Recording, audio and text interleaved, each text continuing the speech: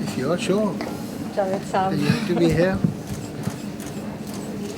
Thank you guys. Start now? Yes, Sure. yes. Let's go. I will.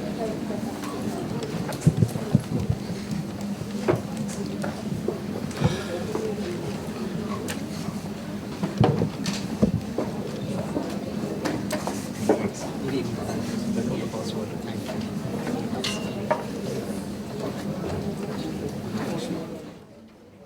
Good evening and a warm welcome to everyone present here at Crossword. Of course, authors and poets hold court, children are regaled, and people gravitate to be informed.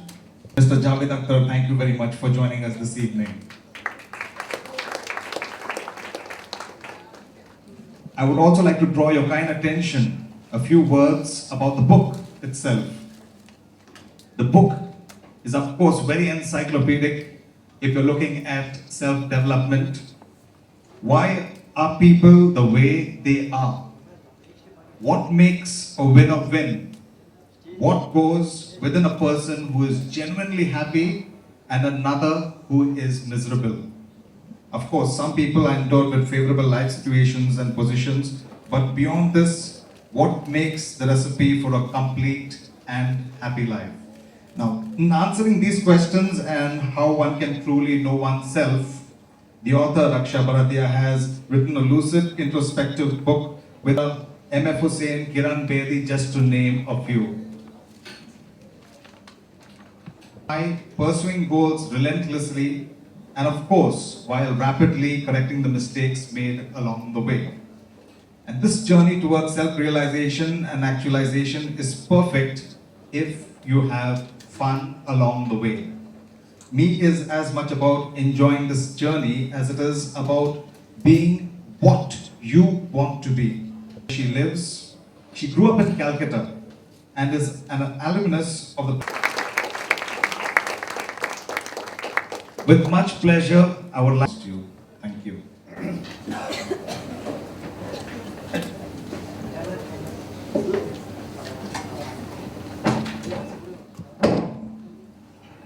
Good evening, ladies and gentlemen. It is really a pleasure to be here. I must tell you before reading excerpts from her book that how I have met her and how I have acquainted with her. She tells me that she has interviewed me 4 years back, but I only have her word for that. But I remember her because after that, after a little while, she sent me an SMS with a very interesting quotation, and then another quotation, and then I thanked her. And then she took permission from me that if I come across a good quotation, can I send it to you? I said, it will be a pleasure and privilege. And that is how I kept getting very good quotations from her. And then when she came to Bombay, I met her and I said, hey, the lady of quotations. It's wonderful, it's really nice. I mean, now this pleasant surprise is becoming rare and rare with time when you meet a young person who is interested in literature. Leave aside writing a book, reads a book. This is also a rarity. Life has taken a kind of a frantic speed thanks to technology. And this speed is reflecting on everything, on our attitudes, on our attention span, on our patience, on our music, on our cinema, on literature, everything. And in this hustle bustle, people hardly find any time to take a second look on anything. And reading is taking second look on life. Writing is painting life again, making portrait of life. But at the same time, I am extremely skeptical about books that are about me or you, and about life and the meaning of life. Because I feel that life is like an onion. And if you start trying to find out what is real life and you start peeling the onion, you realize that there is no onion at all. So I mean, instead of trying to look into the meaning of life and why I am in this universe and what is my relationship with the cosmos, if we start doing something that is much better. So when Raksha told me that she has written a book which is called Me, a handbook for life, my first reaction was et tu brute. But when I got a kind of a preview of this book, I realized that this is not that kind of a book where you are given some kind of esoteric advices and know thyself by getting into your inner self and finding the real core of your conscience and some kind of that pop philosophy. But it is a book of common sense. It is a book which is very near to life and is like a sensible, intelligent friend who gives you a good advice. And it's up to you to take it. So thank you, Raksha. I think it's an interesting read, and not only an interesting read, much more than that, because you definitely are left with some wisdom. Thank you. And in the most unpretentious manner she has given that. I'll give you some examples of it.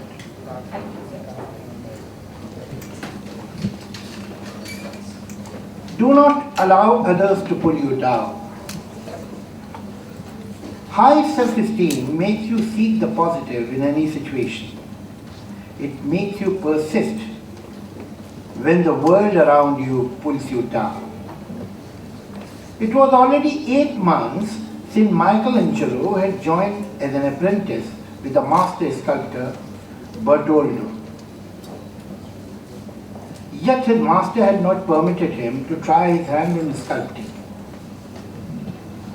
Bertoldo felt that Michelangelo was not ready, since the other apprentices had already started bringing income at home. Michelangelo's father lost his patience and confronted him, saying, "They showed no sign of letting you start on the stone." Michelangelo said, "None." Father said, "Does it not look hopeless to you?" Michelangelo said, "No." Then how does it look to you? Puzzling. And how long can you remain there puzzled? As long as Bertoldo thinks I should. What has happened to your pride? To this Michelangelo replied by saying, "But one does not lose pride while learning." Do not consent to other people's pulling you down. When criticism comes from others, it is healthy or unhealthy. In your heart, you know the difference. Stop aiding people who make you feel less than them. Spend time with people who think you are worthy and make you feel the same. A quote from Alice Walker: "We all are more beautiful when we are loved. And if you have self-love, then you are always beautiful." Each one of us is required to delight in my existence, to accept myself as I am, and to take due care of my happiness and well-being, out of life. Through self-love, I move towards truth, beauty, honesty, achievement, and creativity. Self-love is the key to evolving in life. Self-love, on my own growth, I allow others their growth. When I don't compromise on my own perspective. Self-love does not mean that you love everything that you do, yourself as you are. Self-love does not mean that you can never be upset, depressed, or sick of life. It is rebounding back to life every time you are down. So is others to them. One more. And intent also, I thought that should be the last reading. Goals. Wow. Listen to my own story. I had attended 6 years back. All the participants were asked to write down their goals. Some of us raised family, health, wealth, social service, and then came a category of long-term approach. I already had this burning topic till I was asked to think in terms of goals. Lo and behold, The moment my idea, thought, desire, whatever you may call it, is tumbled out and sat now in clear, I knew it was my meaning, my purpose, my goal. Gone were the sons of border. Would set priorities according to what was important to me. My life now had once more meaning which I was passionate about. I began moving along and ahead. I began to grow in the process. I was reading more, meeting different people, writing.